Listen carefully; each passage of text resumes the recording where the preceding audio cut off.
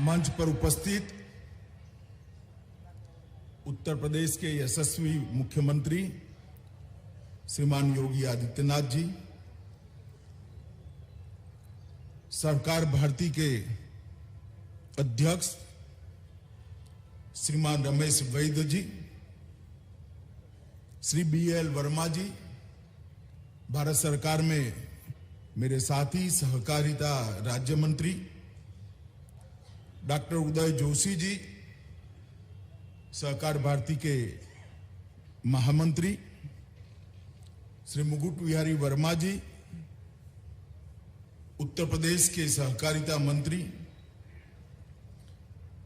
स्वागत समिति के अध्यक्ष और सांसद भाजपा के वरिष्ठ नेता श्रीमान संतोष गंगवार जी, सहकार भारती उत्तर प्रदेश के अध्यक्ष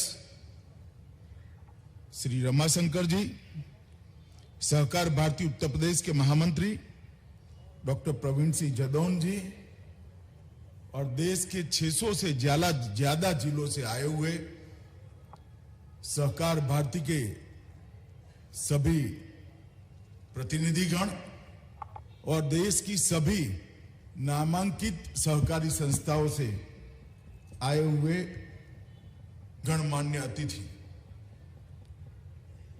सबसे पहले तो मैं सहकार भारती का बहुत धन्यवाद करना चाहता हूं कि मुझे आप सबको मिलने का मौका दिया है, क्योंकि मैं बहुत लंबे समय से सहकारिता से जुड़ा हुआ एक कार्यकर्ता हूं। पैक्स से लेकर एपेक्स तक सभी प्रकार के चुनाव लड़ा भी हूं, जीता भी हूं, हारा भी हूं और सहकारिता के अंदर किस प्रकार के परिवर्तन करने से धीरे धीरे कालबाह्य होती जा रही सहकारिता को आगे बढ़ाया जा सकता है, इसमें योगदान करने वाले ढेर सारे लोगों को जानता भी हूं। तो उसी उपलक्ष्य में आज सहकार भारती के राष्ट्रीय अधिवेशन में उपस्थित होकर बहुत आनंद हो रहा है। और दूसरा, मैं गुजरात से हूं। मैं स्वयंसेवक बना तब से वकील साहब को देखा है, सुना है, बड़े सम्मान के साथ वकील साहब की बातों को ग्रहण कर अपने जीवन को एक निश्चित रास्ते पर ले जाने का प्रयास भी किया है। और आज जब सहकार भारती के मंच पर हूं तो मेरे लिए यह भी बड़ा भावुक क्षण है कि लक्ष्मण राव जी का सहकार भारती की स्थापना से लेकर उनका देह नहीं रहा तब तक सहकार भारती से अटूट नाता रहा। और आज मैं यहां इसी मन से उनको बड़ी विनम्रता से के साथ कार्यांजलि दे पाऊं, इस प्रकार का मौका आप लोगों ने मुझे दिया है। मित्रों, सहकारिता के क्षेत्र के अंदर सहकारिता के सत्व के संरक्षण और संवर्धन करने वाली, सहकारिता के अंदर प्रशिक्षण की चिंता करने वाले, सहकारिता के अंदर को मूल रूप से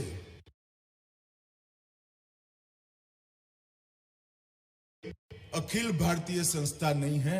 मेरी जानकारी में अकेली सहकार भारती ये काम करती है, जिसका उद्देश्य कोई चुनाव लड़ना नहीं है सरकार, जिसका उद्देश्य सहकारिता के माध्यम से कुछ प्राप्त करना नहीं है। सहकार भारती का उद्देश्य सहकारिता को मजबूत कर सहकारिता की भावना को मजबूत कर देश के विकास में सहकारिता योगदान कर पाए, कंट्रीब्यूट कर पाए, एक प्रकार का मजबूत आंदोलन बनाना है सहकार भारती का उद्देश्य। इस प्रकार से निर्मल प्रकार की बहुत अच्छे उद्देश्य वाली और पवित्र तरह से चलती ये संस्था है। इसलिए मैं आप सबको इसके कार्यकर्ता होने के नाते, इसके प्रतिनिधि होने के नाते मैं बहुत बहुत बधाई देना चाहता हूं। और आप जब सहकारिता का काम कर रहे हो, सहकार भारती का काम कर रहे हो, तब आप इतना जरूर याद रखना कि आप आत्मनिर्भर भारत के लक्ष्य को पूर्ति का एक साधन बनकर काम कर रहे हो।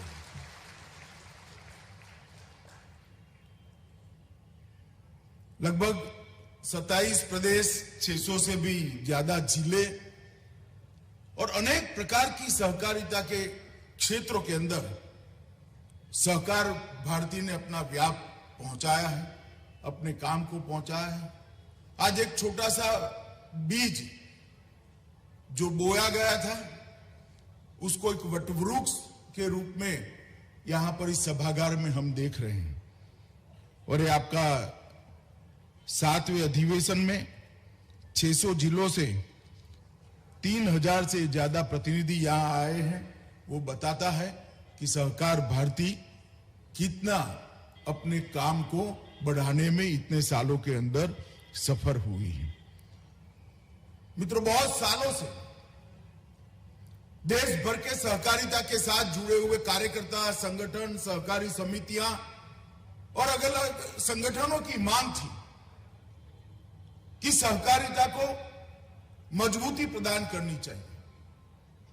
सहकारिता को अगर मजबूती प्रदान करनी है तो भारत सरकार में एक अलग सहकारिता मंत्रालय बनाना चाहिए। और वो सहकारिता मंत्रालय धीरे धीरे अलग अलग कारणों से कालबाह्य होता जा रहा सहकारिता के आंदोलन को फिर से एक नई जोम, नई ऊर्जा, नया उत्साह दे और सहकारिता आंदोलन आज भी रिलेवेंट तरीके से देश के विकास के अंदर कंट्रीब्यूट कर पाए। मुझे आप सबको कहते हुए आनंद होता है कि मोदी जी को देश की जनता ने जब दूसरी बार पूर्ण बहुमत की सरकार दी, उसकी दूसरी ही कैबिनेट में उन्होंने विचार रखा था कि एक सहकारिता मंत्रालय का गठन करना चाहिए। और आज हम सब के लिए आनंद का विषय है, देश के प्रधानमंत्री ने सहकारिता विभाग का गठन कर दिया। और मेरे लिए सौभाग्य का विषय है कि उन्होंने देश के पहले सहकारिता मंत्री बनने का मुझे मौका दिया है। सहकारिता मंत्री कोई पद नहीं है, सहकारिता मंत्री जिम्मेदारी है, मैं बहुत अच्छे तरीके से जानता हूं। वैकुंठ भाई मेहता, विखे पाटिल, धनंजय राव गाडगिल, लक्ष्मण राव इनामदार, ऐसे कई सारे लोगों ने जो परंपरा खड़ी करी है, जिस प्रकार से सहकारिता को भारत की आत्मा के साथ ओतप्रोत किया है, इस यात्रा को आगे ले जाना, उसको गति देना, उसको नई दिशा देना और गंतव्य स्थान पर पहुंचाना एक बहुत बड़ी जिम्मेदारी है, मुझे मालूम है। मगर सहकारिता की जब बात करते हैं तो बहुत सारे लोग इस तरह से देखते हैं कि भाई अब कैसे है टिकेगा, इसकी रिलेवेंसी कितनी बच गई है, क्या कंट्रीब्यूट कर पाएगा। मैं सहकार मंत्री के नाते उन सबको ये मंच का उपयोग करते हुए कहना चाहता हूं कि आपको भी मालूम नहीं होगा कि आप जिस लिज्जत पापड़ को खाते हैं वो एक सहकारिता की सक्सेस स्टोरी है। देश के घर में हर रोज अमूल ब्रांड का दूध, दही या छाछ आप पीते हो, वो सहकारिता का एक सफल मॉडल है। देश भर के किसान जिस इफ्को या क्रिप्को के खाद का उपयोग करते हैं वो भी एक कोऑपरेटिव है। और इस सफल कोऑपरेटिव के जो मॉडल खड़े हुए हैं, इसके आधार पर ढेर सारे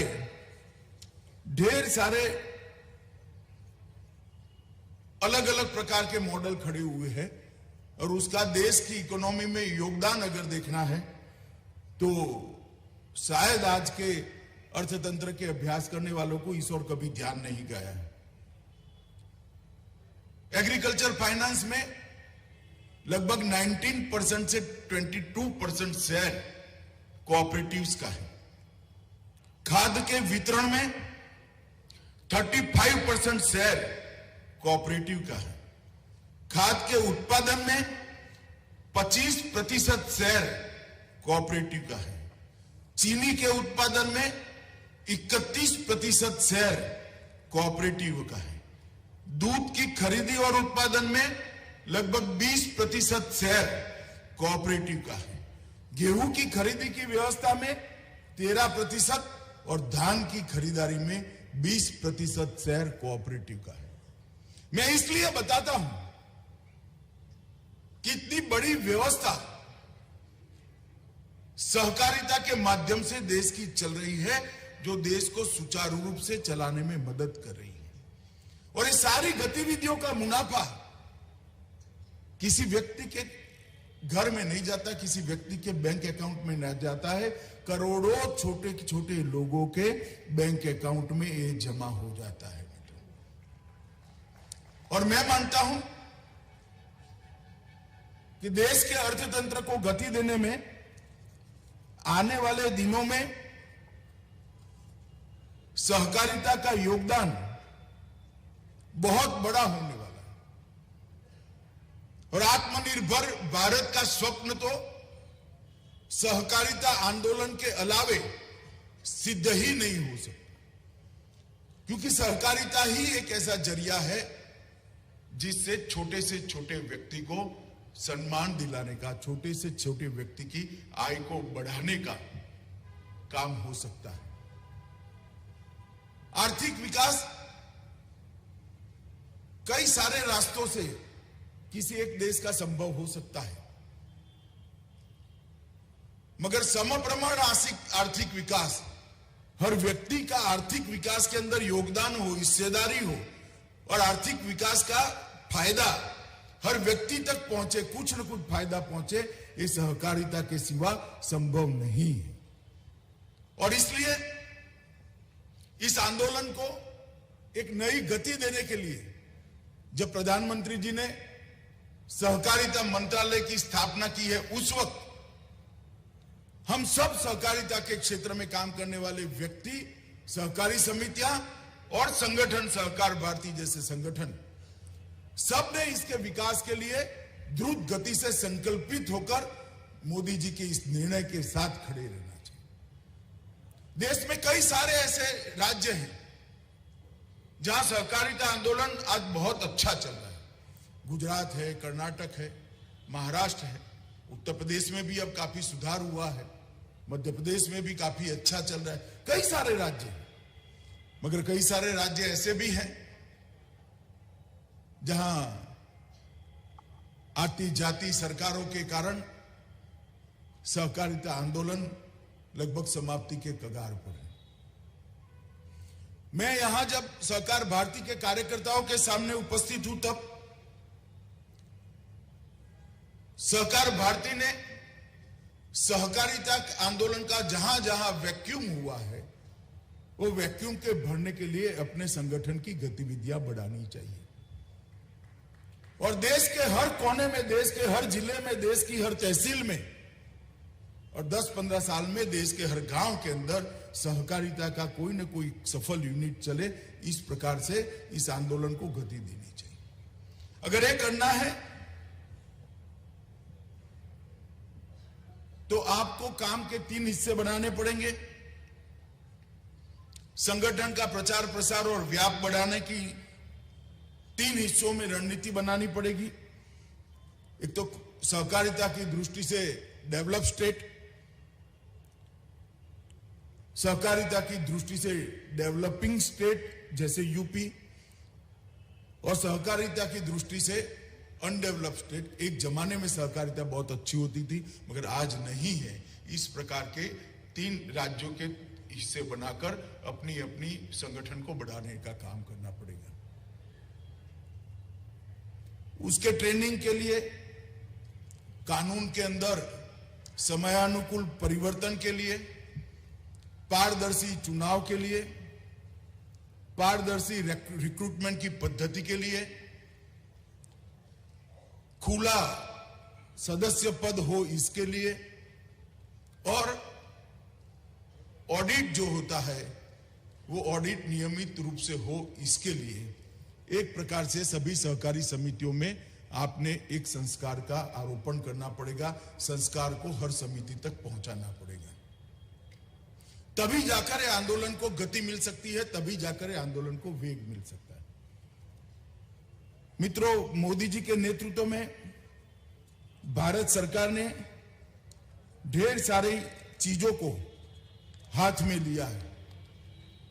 जैसे सहकार भारती के महासचिव जी ने कहा,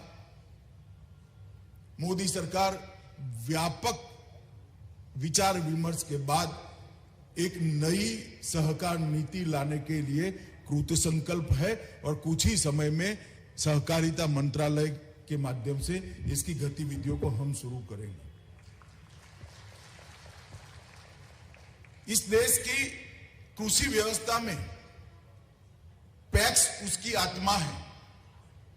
देश के सभी प्राइमरी एग्रीकल्चर सोसाइटी को कंप्यूटराइज करने का काम नरेंद्र मोदी सरकार कुछ ही समय के अंदर हाथ में लेने वाली है और हर पैक्स को डिस्ट्रिक्ट कोऑपरेटिव बैंक से जोड़ा जाएगा, डिस्ट्रिक्ट कोऑपरेटिव बैंक को स्टेट कोऑपरेटिव बैंक से जोड़ा जाएगा और स्टेट कोऑपरेटिव बैंक को नाबार्ड के साथ जोड़कर नाबार्ड से पैक्स तक एक पूरी पारदर्शी अकाउंटिंग सिस्टम से स्थानीय भाषा के अंदर हो, इस प्रकार के सॉफ्टवेयर का निर्माण भी हम करने जा रहे हैं।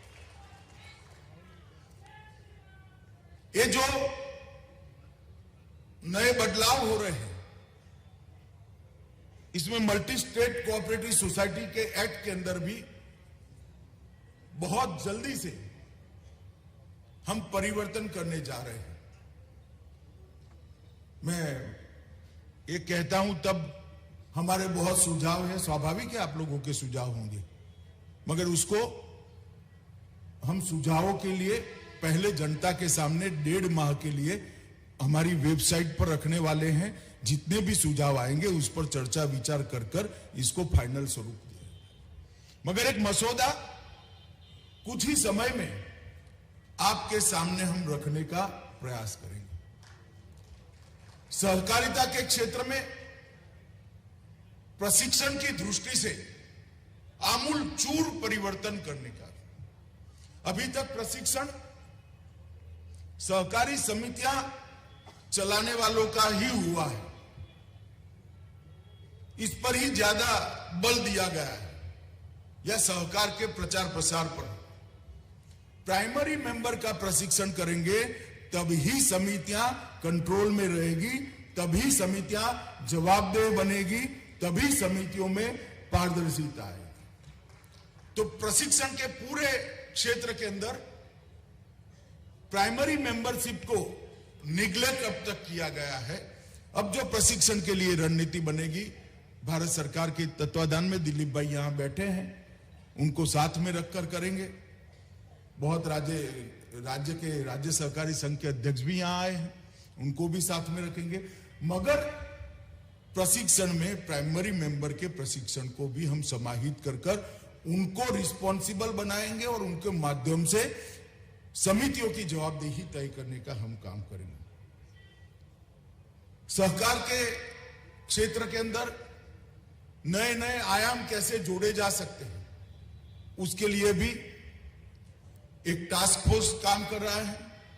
वो भी एक नए मसौदे के साथ कुछ समय में देश की जनता के सामने आएगा और सहकारिता के क्षेत्र के अंदर जो सहकारी गतिविधि चल रही है वो एक दायरे में अपने आप को एक सांचे में न ढाल ले, इसके लिए भी भारत सरकार करी है। जैसे देश भर में अब प्राकृतिक खेती बढ़ने लगी है, जागरूकता भी बहुत आई है। उर्वरक के कारण, खाद के कारण भूमि की उर्वरा खत्म होती जा रही है। बहुत सारे लोग प्राकृतिक खेती की ओर आगे बढ़ते हैं, बहुत बड़ा मार्केट है उसका, ऑर्गेनिक फूड का। मगर क्या कोई किसान इसका फायदा प्राप्त कर पाएगा क्या? कोऑपरेटिव ने आगे आना पड़ेगा। इसके परीक्षण की व्यवस्था, भूमि के परीक्षण की व्यवस्था, उसके उत्पाद के परीक्षण की व्यवस्था, उसके सर्टिफिकेशन की व्यवस्था और फिर मार्केटिंग का चयन। मुझे आनंद है अमूल के चेयरमैन साहब भी यहां बैठे हैं, सोडी भी यहां बैठे हैं। अमूल ने एक प्राथमिक दृष्टि से प्रोजेक्ट रिपोर्ट बनाने के लिए सहमति व्यक्त की है और आगे पर भी रिस्पॉन्सिबिलिटी लेकर चलेंगे। हम पहले 2 राज्यों को हाथ में लेंगे जहां पर ऑर्गेनिक खेती के मार्केटिंग की चैन की व्यवस्था होगी, जिससे ऑर्गेनिक फार्मिंग करने वाले को, प्राकृतिक खेती करने वाले किसान को इसका पूरा फायदा कोऑपरेटिव के माध्यम से उसके बैंक अकाउंट में पहुंचाया जाए। इस प्रकार से नए नए क्षेत्रों के अंदर कोऑपरेटिव का व्याप कैसे बढ़े, ये हमें करना चाहिए। ढेर सारी बातें हैं मित्रों, आज एक ही दिन में मैं आपको बता नहीं सकता, मगर मैं इतना भरोसा दे सकता हूं आपको कि अब कोऑपरेटिव के साथ कोई सेकंड ग्रेड सिटीजन जैसा व्यवहार नहीं कर पाएगा, इतना मैं आपको भरोसा दूं। और बहुत कम समय में दिखना भी शुरू होगा, क्योंकि मोदी जी स्वयं मानते हैं कि सहकारिता के माध्यम, सहकारिता के बगैर इस देश के सम विकास में, इस देश का सम विकास करना असंभव है। हर व्यक्ति का समान विकास ना कम्युनिस्ट थियरी से हो सकता है, ना पूंजीवादी थियरी से हो सकता है। सहकारिता एकमात्र मध्यम मार्गी रास्ता है जिससे सम विकास संभव है, और इस देश में कई अच्छे सहकारी मॉडल ने इसको करा है। 36 लाख बहनें अमूल में दूध देकर सम्मान के साथ जी रही हैं। बहुत बड़ा है, उदाहरण है, और यही मॉडल को हमने आगे बढ़ाना पड़ेगा। मगर आज जब मैं आपके बीच में बोल रहा हूं, तब मैं आप लोगों को भी कुछ कहना चाहता हूं। सहकार भारती अपने संगठन को, जैसे मैंने पहले बताया, ऐसे जहां पर कोऑपरेटिव का रीच गांव तक नहीं है, वो राज्यों में नए कोऑपरेटिव बनाने में अपने संगठन का उपयोग कर सकती है क्या? मुझे लगता है कि हमने संगठन की शक्ति बढ़ाने पर तो जरूर ध्यान देना चाहिए, इसके साथ साथ संगठन की सुगंध बढ़ाने में भी हमने ध्यान रखना चाहिए, और ये तभी बन सकती है कि जब वैक्यूम को हम भरेंगे। दूसरा काम है, आप जितनी भी डिमांड दे रहे हैं, मैं कई बार मिला हूं, गुजरात में भी मिला हूं, सहकारिता मंत्री बनने के बाद भी मिला हूं। प्रॉब्लम के साथ सॉल्यूशन भी लेकर आना चाहिए। सॉल्यूशन का सुझाव उसको फाइनल नहीं मानना चाहिए, परंतु सॉल्यूशन लेकर आना चाहिए। सहकारिता के क्षेत्र में ढेर सारी चीजें जो स्वस्थ रूप तरीके से नहीं चलती है, इसके लिए सहकार भारती ने थिंक टैंक कर काम कर इसके सॉल्यूशन पर अलग अलग क्षेत्र के एक्सपर्ट्स के साथ मिलकर काम करना चाहिए, और सहकारिता मंत्रालय को ये निष्कर्ष भी देने चाहिए। जैसे पारदर्शी चुनाव कैसे हो, ओपन मेंबरशिप कैसे हो, ट्रेनिंग का मॉडल क्या हो सकता है, रिक्रूटमेंट के अंदर जो करप्शन है इसको कैसे समाप्त कर सकते हैं।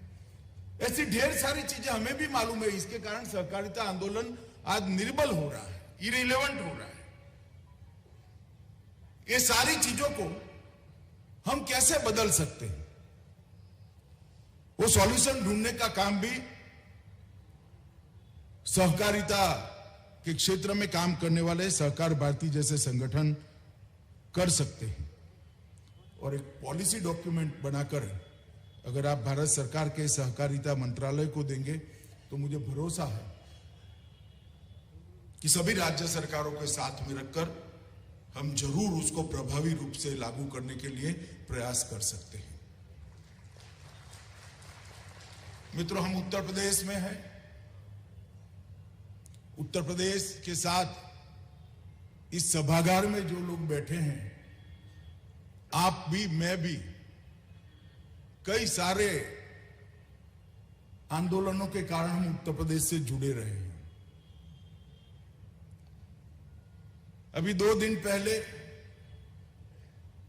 3 दिन पहले मोदी जी ने बाबा विश्वनाथ कॉरिडोर का लोकार्पण किया।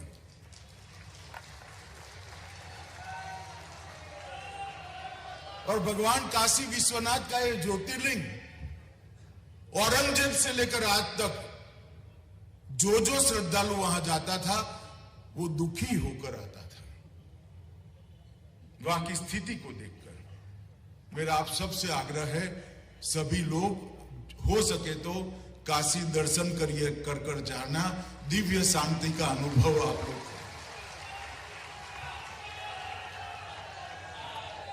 काशी विश्वनाथ धाम को भव्यता और दिव्यता देने का काम देश के प्रधानमंत्री जी ने किया है। कई सालों से अयोध्या में राम जन्मभूमि स्थान पर भव्य श्री राम का मंदिर बने, इसके लिए देश और दुनिया के कई लोग लगे रहे, मगर वो शुभ दिन नहीं आता था। जब दूसरी बार मोदी जी को पूर्ण बहुमत मिला, कुछ महीने पहले ही मोदी जी ने उसका भूमि पूजन किया है और कुछ महीने बाद ही श्री राम जन्मभूमि के दर्शन करने का हमें सौभाग्य मिला।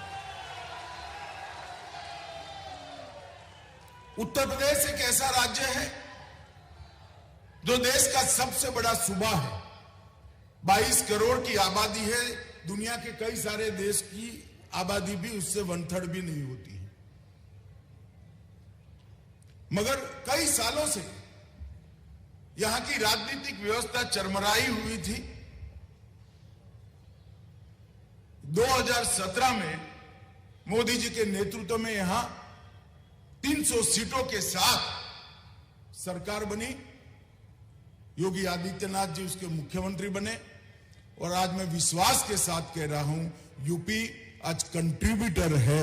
यूपी देश के विकास का ग्रोथ इंजन बना हुआ। सारे माफिया, सारी अव्यवस्थाएं, सारे भ्रष्टाचार को एक 5 साल के अंदर ही यूपी की सीमाओं के बाहर रखने का काम भारतीय जनता पार्टी की योगी आदित्यनाथ सरकार ने किया है। और आप सब लोग जब यहां आए हैं तो मेरा आप सबसे आग्रह है और योगी जी से भी आग्रह है, बाबा विश्वनाथ का प्रसाद और काशी की पुस्तिका आप सबको वो दे, जिसको आप घर पे भी ले जा सके। और जहां तक हो सके आप सभी लोग बाबा विश्वनाथ के दर्शन करके जाइए। यही मेरी आप सबसे अभ्यर्थना है। मैं बहुत आशाओं के साथ आप सबके बीच में आया हूं। सहकार भारती एक सहकारिता के क्षेत्र में नया बदलाव लाने के लिए नए सहकारिता विभाग की सहायक बनेगी, इसकी मुझे श्रद्धा है। बहुत बहुत अनंत शुभकामनाएं देकर मेरी बात को विराम देता हूं। वंदे मातरम।